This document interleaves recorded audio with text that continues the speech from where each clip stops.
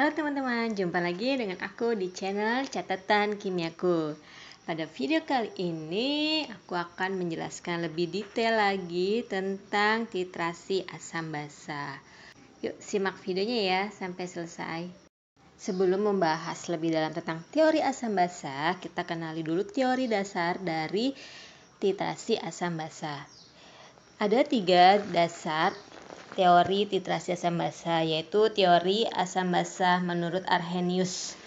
Menurut Arrhenius, asam adalah semua senyawa yang dalam bentuk larutan dapat menghasilkan ion H+.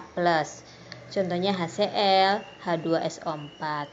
Sedangkan basa adalah semua senyawa yang dalam bentuk larutan dapat menghasilkan ion OH-. Contohnya NH4OH, NaOH, dan AlOH 3 kali.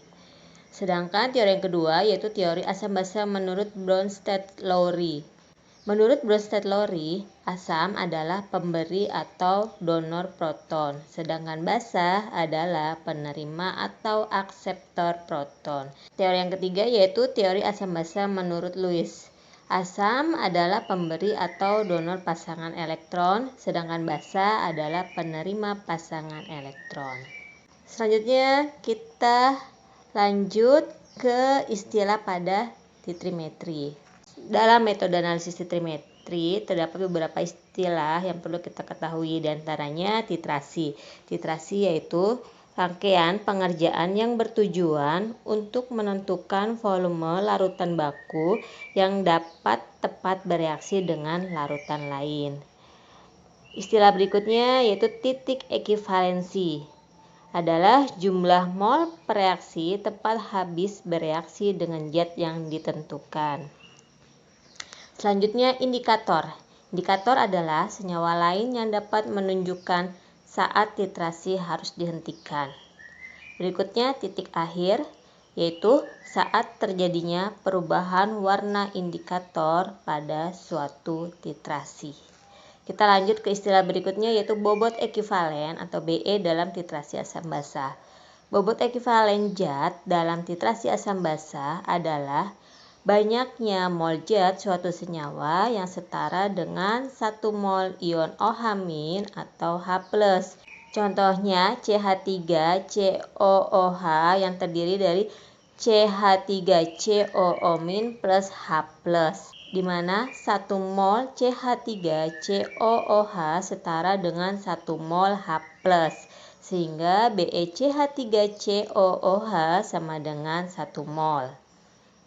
Contoh lain yaitu H2SO4 terdiri dari 2 mol H+, plus SO4 2-, di mana 1 mol H2SO4 setara dengan 2 mol H+, sehingga setengah atau 1/2 mol H2SO4 setara dengan 1 mol H+.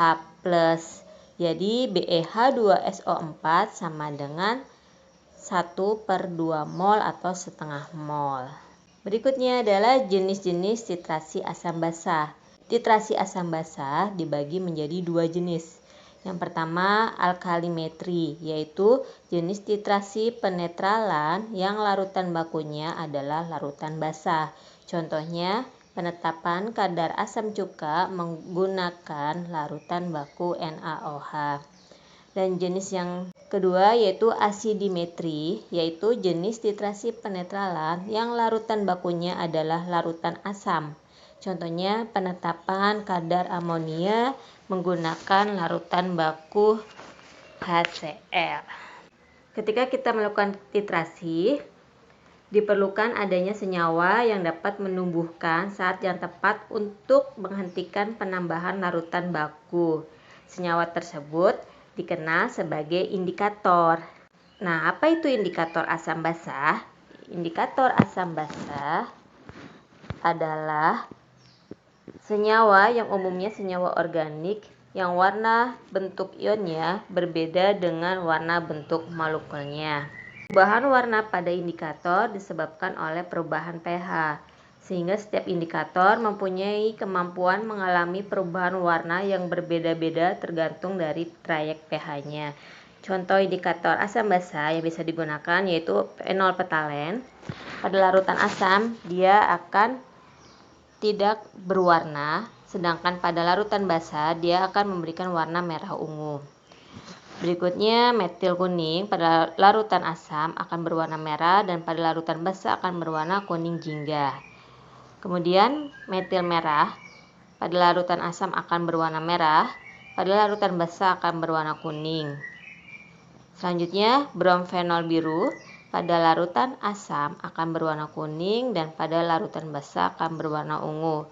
Dan selanjutnya yaitu timol biru pada larutan asam akan berwarna kuning dan pada larutan basa berwarna biru.